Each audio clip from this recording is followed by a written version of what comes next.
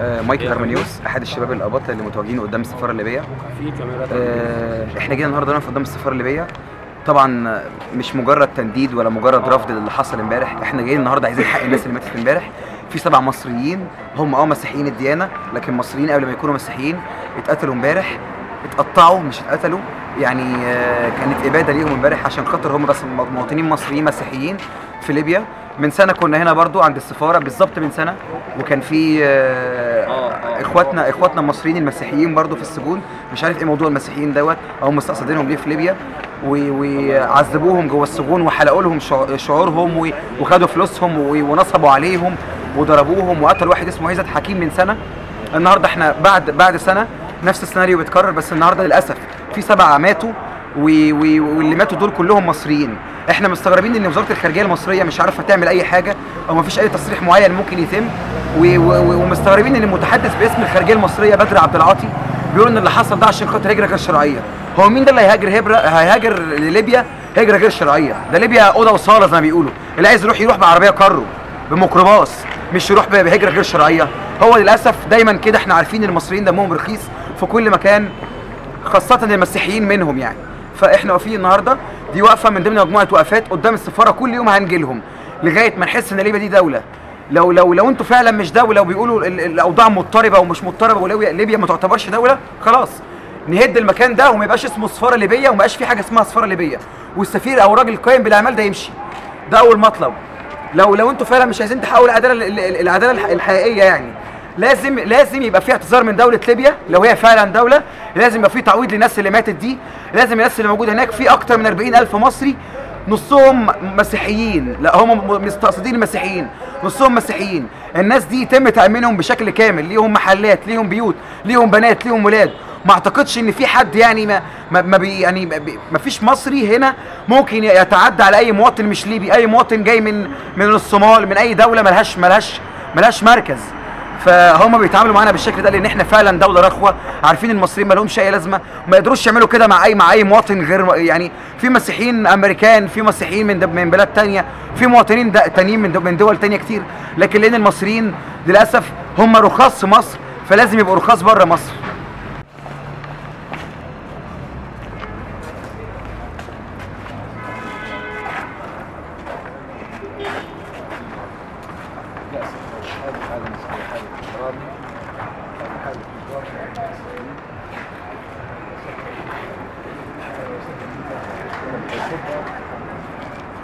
حضرتك سيادة السفير، حضرتك سيادة السفير.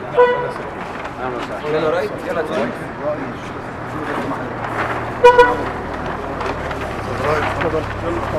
عايز رأيك؟ التفكير الصحيح، لأن من قام بهذا العمل يريد أن يعطي رسالة ويريد أن يستثمر التداعيات السياسية لها. نحن كمسلمين في ليبيا خلفائنا كانوا دائما في قلوبنا، تحالفنا مع بعض الغرب وحلفنا الغرب أيضا. أنتم تعرفوا علاقاتنا مع الغرب، هو كان شريك أساسي في هذه الثورة. سواء كان أمريكان، سواء كان فرنسيس، سواء كان إيطاليين. من قام الحقيقة بالدور الإيجابي وهب لمساعدتنا وهب الثورة الليبية وقام ودعمها هو العالم الغربي الذي نعرف أنه هو العالم المسيحي. إذا ليس هناك في داخل الشعب الليبي، ليس لدينا ضغينة. حتى لما حاربنا إيطاليا كنا نفرق ما بين إيطاليا كطليان وما بين المسيحية. نحن لم نجرب المسيحية أبدا، ولم نعتبرها أن هي مسؤولة على أعمال إيطاليا الغازية، واعتبرنا أن الطليان هم لما قاموا بذلك كدولة استعمارية، ولكن المسيحية منها براء. كذلك لما إيطاليا بنت الكنائس، وتعرف أن السكان ليبيا كلهم مسلمين 100%، بنت كنائس وجابت رهبان وحطتهم، لم يتم الاعتداء على أي راهب أبدا، وبقوا حتى حينما استقلت ليبيا وظهر الاحتلال بقت الكنائس المسيحية موجودة، الكاثوليك كلهم فاضية ما فيهاش حد إلا هم رهبان، لكنها بقت. أنا في بيتي في درنا جنبي إيطاليا أممت الأرض اللي جنبنا، أرض جدودي، وأقامت عليها كنيسة، ظلت الكنيسة موجودة. أهلا وسهلا. السلام عليكم. أهلا وسهلا. ظلت الكنيسة موجودة حتى بعد سنوات الاستقلال ونحن اصحاب البيت اعتبرنا هذا البيت من بيوت العباده وكانها رغم ليس هناك مصلين الا الراهبات البيت. الراهبات البيت لانهم يقدموا الخدمات الانسانيه للبيت والشعب. وانا شخصيا والدتي نسموا القابله نسموها الام الثانيه. انا والدتي التي انجبتني راهبه مسيحيه اسمها سبيرانزا. ولدت نص مدينه الندرنا اللي في جيليا كله وما زلنا حتى الان نعتبرها وهي مدفونه وطالبت بان تدفن في درنا وبقت في درنا. التراث الليبي كله الاسلامي ليس لديه ضغينه. كيف يظهر هذا الحادث فجاه على السطح؟ كيف يظهر؟ هذا كيف يظهر؟ اذا استخدمنا عقولنا لا يمكن نقول هذه الثوره الليبيه. لأن الثورة الليبية في أثناء صراعنا مع القذافي إحنا عدونا حتى القوات حتى المجموعات الإسلامية التي كانت تقاتل في القذافي خلال السنوات ال40 لم تقتل مسيحيين لا مصريين ولا غير مصريين. بس ده حصل من سنة تم قتل. اسمح لي بس مش أنا عايز أستأذن بس في حاجة صغيرة بعد إذن حضرتك. اتفضل. أنا مش عايز أختزل الموضوع في مسيحيين ومسلمين. الموضوع مش كده خالص. المصريين في ليبيا مهانين. المصريين عامة في ليبيا بيتهانوا بيتحجزوا على الحدود. سواقين الشاحنات اللي اتحجزت على الحدود شهرين واهاليهم مش عارف عنهم حاجه. المصريين في ليبيا بيتهانوا سواء مصري سواء مسيحيين. انا ماليش دعوه. انا ما بتكلمش في مسيحيين. مشيت حضرتك انت هناك؟ نعم؟ مشيت حضرتك ليبيا؟ رحت ليبيا؟ لا بس انا ليه اهل عايشين في ليبيا؟ ممكن نسألك سؤال بعد السؤال هدي نفسك بس. احنا عندنا 1,600,000. هل تعتقد ان 1,600,000 اذا وصفتهم بالطريقه اللي احنا تحكي عن مثالهم لماذا يبقوا 1,600,000 رجل؟ ليش يبقوا يعيشوا؟ انا معتقد تماما ان هم ما بيتهاوش وعايشين ما بين احنا زينا زيهم الليبيين واختاروا يعيشوا هناك بعض منهم 20 سنه و30 سنه. 20 سنه و30 سنه. معلش اسمعني بس. أنا عشت هنا بينكم 22 سنة. ما نقدرش نقول إن لو حجزوا في الحدود وتعاملوا معاملة في ظرف هذه قضية ظرفية. ما نقدرش نقول إن كل ليبيا بتتكلم عن أي حاجة ليبية. لكن أنا بتكلم على الظواهر العامة. 1,600,000. تعرف إحنا كم عندنا مصرية 1951 مليون برضه بس هي تزوجت. أصبح الآن بموجب القانون الجديد كل أولاد رمضان ليهم الحق في التجنس بالجنسية المصرية، يعني أخوتك في الجنسية. كيف ممكن علاقات تكون بين الشعوب بهذا الشكل ثم يأتوا مجموعة ويصطادوا 7 عشان يعطوا هذه الرسالة ويريدوا يستثمروا هذه الأجواء؟ عفوا سيادة السفير ممكن أقول؟ تفضل.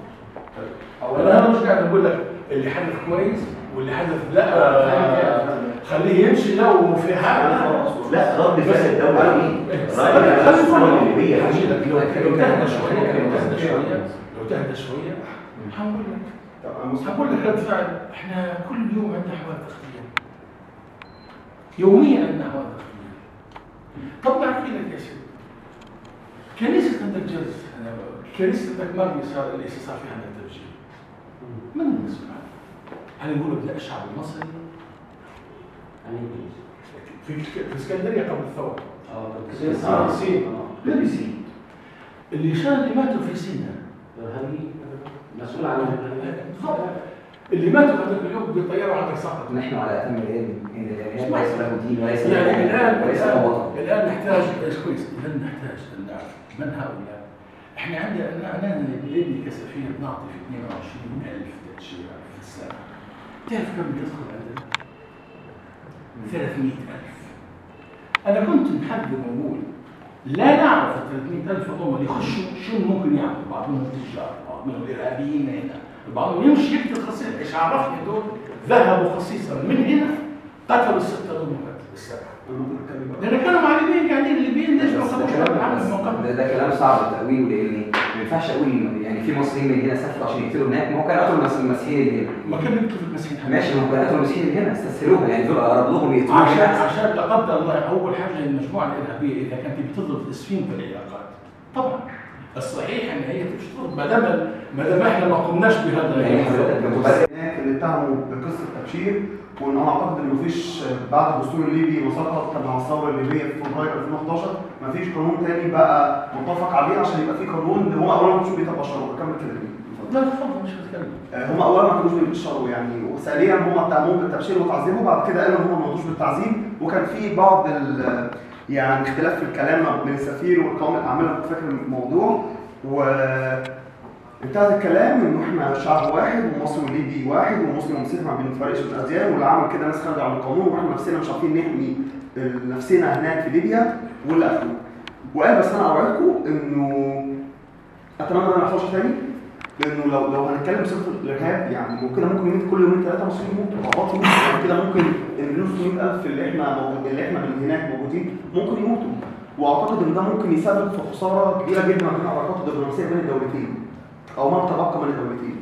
انا اعتقد انه يعني انا مش شايف يعني احنا عندنا لما ابتدينا ننزل من المظاهرات بيقولوا علينا شويه بلطجيه، كل واحد بيبقى ليه تسميه معينه.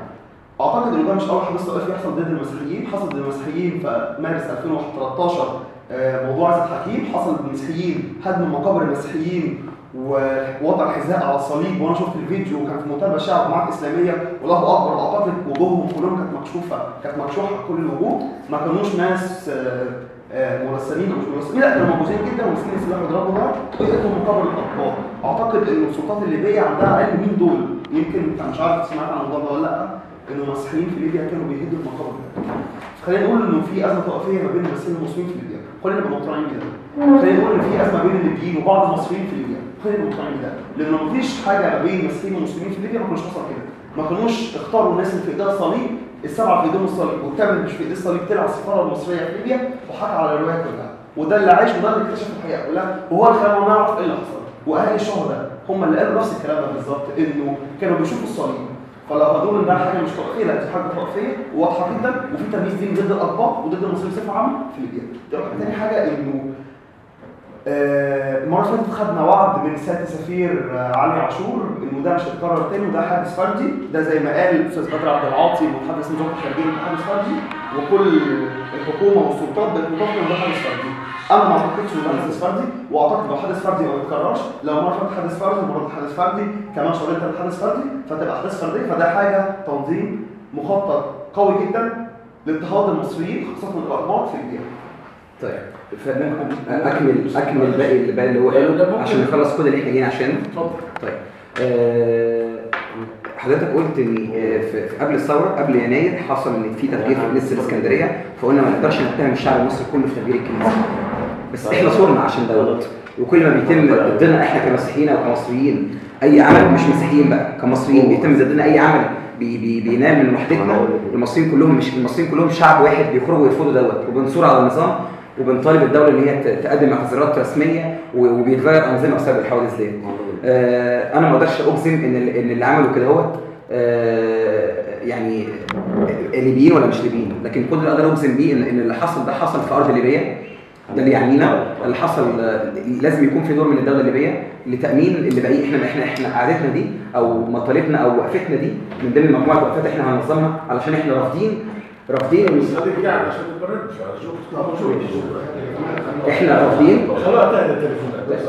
احنا رافضين ان ده يتكرر مره ثانيه. ده الغرض من تواجدنا هنا.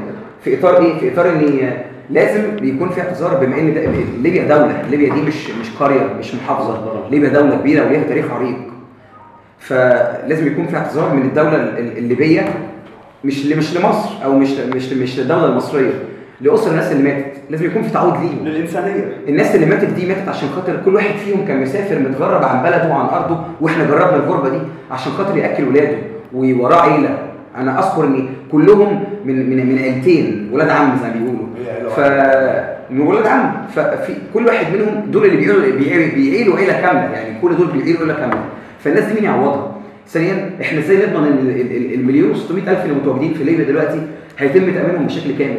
ما هو كده ممكن يخرجوا النهارده واحنا نعلم ان في كنيسه في بنغازي ارثوذكسيه تبع الكنيسه الارثوذكسيه المصريه، وفي اباء كهنه هناك احنا نعلم دوت ايه اللي يضمن الناس مش هيتم تامينها؟ ايه اللي يضمن ان اي واحد مصري هناك بيتم؟ رئيس المخابرات الليبيه اتخطف، رئيس الوزراء الليبي اتخطف، فقالوا ازاي ماشي. احنا بنتكلم احنا بنتكلم في الجزء الاهم سياده السفير، احنا بنتكلم في الجزء الاهم. احنا نقدر جدا فتحكم باب السفاره لينا، بنقدر جدا فتحكم الباب لينا واستقبالنا، ده طبعا شيء احنا نقدره جدا، لكن اللي لازم تقدروه برضه موقفنا وموقف الناس اللي اهاليهم ماتوا. تمام؟ فدي مطالبنا او ده اطار جلستنا في القعده. بس ممكن ارد شويه؟ اتفضل طبعا. اولا احنا في الاخير تنطقنا الاخوه الانسانيه بعيدا عن حكايه مصري ولا ليبي وكذا، احنا بشر والحمد لله تشوف فينا مش وحوش يعني، واحنا بنشوف ناس تشوف فينا زيهم، ولا اعتقد ان واحد يحب يشوف الا او ابوه او اي حد داخل او اي انسان هذا مش ممكن ابوك ولا غيره، حتى حيوان ما تشوفوش كيف مضروب بالرصاص يعني. انا مهمتي كسفير اني انا ننقل لك الوجه الاخر لان الظلم السته يقتلوا واحد او اثنين ونقول الناس كلها اللي قاعده في بيتها يمثل هذا ظلم. خلينا في واحده يعني واحد ليبي يقتل حد من الظلم، نقول والله المصريين 85 مليون مصري يعطوهم مسؤولين عن هذا مش ممكن اليوم. الشيء الاخر رغم ان حضرتك تكلمت عن علاقات كثيره وعندي كثير برد عليها، لكن نسيتني طبعا كثر في النقاط ونجم نرتاح يا جماعه. معلش يا شباب نسيت هذوات لما انا حاولت اقول لك خليني شويه اتكلم لاني اعرف ان صعب جدا للموسيقى دي، لكن انا اقدر كل هذه المشاعر، مشاعر الغضب والزعل، بس اللي بدك تفهمها ان ما فيش مجتمع على الارض يرضى بحاجه زي هذه. اللي بينا ما نبوش المسيحيين، ايه المشكله؟ بلادنا وحرار فين؟ نصدر قرار عدم دخول المسيحي. لا تقدر تقول لي انت لا، ولا تقدر تقول لي ده شيء وتقول لي ان فيه. انا مش خايف لما دخلت المسيحيين سواء كانوا مصريين ولا غير مصريين، والله مش داخلهم خايف او ثرنا ضد طاغيه 40 سنه يضرب فينا وضربنا بسلاح اللي ما تصوروش، وصلنا المعسكرات بتاعها ودخلنا على المعسكرات وخدينا السلاح وضربناه بيه، مش خايفين من حد. ايه المشكله نقولوا احنا ناس مسلمين مش عاوزين مسيحيين؟ ايه المشكله؟ لان اسمع عشان احنا جايين عشان انا اقدر غضبك وزعلك وانا زعلان، انا بنفسي ما نسمعش. انا قاعد عندي اليوم والامس امبارح الليل ما رقدناش لان هذا عمل قميء، عمل هذا في بيتي يا ابني يصير. انت تجي حد في بيتي تو الان قاعد معي ابني بالسفاره يجي يطلع واحد يضربك قدامي، اهلني هنا قبل ما هينك انت حسسني ان انا صغير ما عنديش قيمه قبل ما يعتدي عليك انت، يجب ان تفهم ذلك.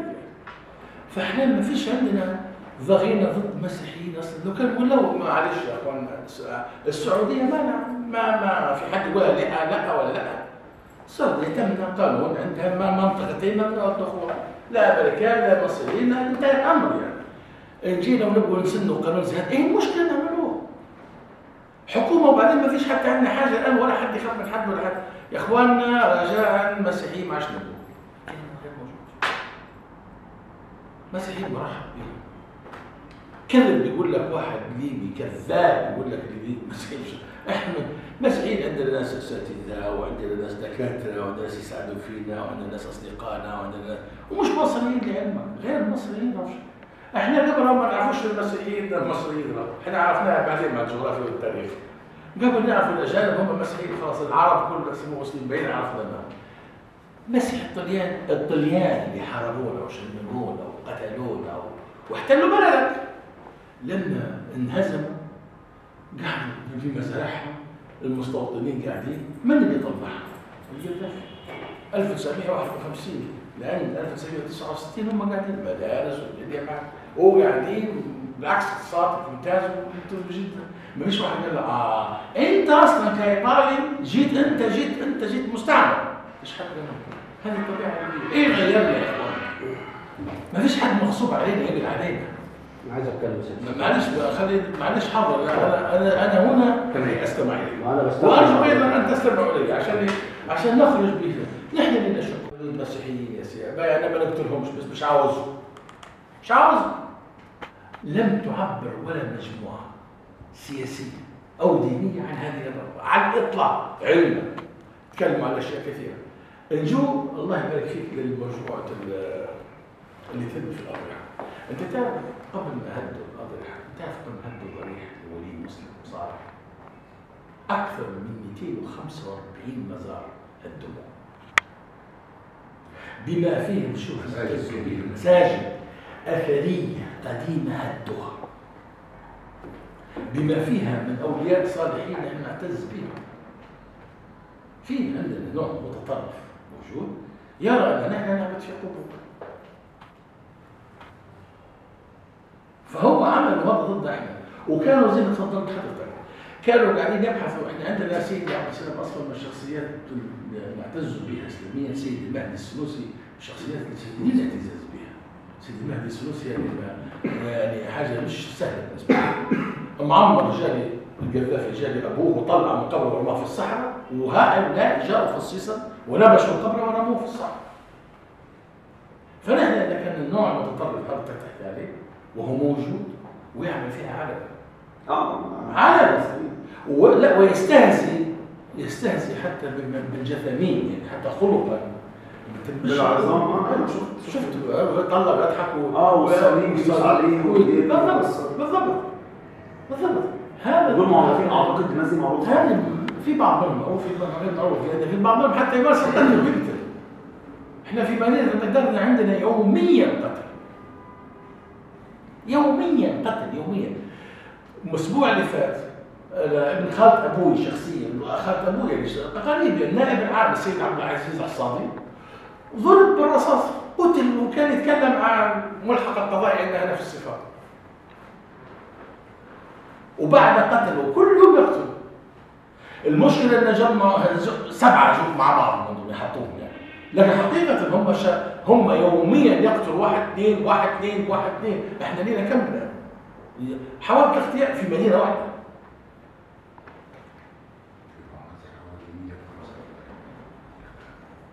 خيرة الضباط وكأن عقوبة قاعدة. يعني في ناس بيعاقبوا من شارك في الثورة بيقتلوه، في أيضا اللي بيعطوا رسالة ثانية يعزلون العالم وحلفائنا الغرب، يعزلون يخلقوا لنا مشكلة مع مصر. احنا الآن أنا من أول ما استلمت وأنا سفير، من يوم ما استلمت ونحن في مشكلة بعد مشكلة بعد مشكلة. لا نريد مضايقات علنية، مش الناس ترجع قبل بس مش بنتكلم في المسيحيين. هو حل الأزمة والمصريين. في كم واحد في كم واحد ليه ممكن في مصر؟ ما عندناش أرقام واحدة لكن آلاف. حضرتك في بلدكم برضه في ليبيا في برضه تدمير وفي خراب وفي قلق وفي ضرب وفي ضرب، وهنا برضه في نفس في انفجارات وفي ضرب وفي اخوان. عندنا اخوان وارهاب وانتوا هناك في اخوان وارهاب. حضرتك في حد من المديرين اللي هنا تعرض لحد جرى حد تم تعذيبه لما قتله؟ مفيش الكلام ده. طب ليه حضرتك هناك في ليبيا؟ المفروض اخوان، لما هنا برضه في اخوان. واحنا مالناش عارفين، حتى مالناش عارفين اللي ممكن يصبروا علينا. ما كناش حد في مصر اللي بيشوفوه ما كتبوش حاجه، ما هاجموش على مسؤولين.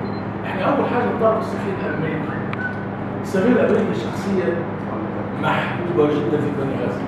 ده كان الرجل يمشي بدون حراسات، لان هو اثناء الثوره كان موجود معفوع وكان يتحرك ويمشي معه ويدخل من البيت واخذ الامان. لحد الان الحكومه الامريكيه الصراع داخل امريكا في داخلهم اتهموا بان التقصير الامني الامريكي اذا استسلم لاراء السفير كان يقول انا ما عنديش اي حاجه، ما تخافوش، ولا بالعكس بيكونوا معايا ولا الامريكيه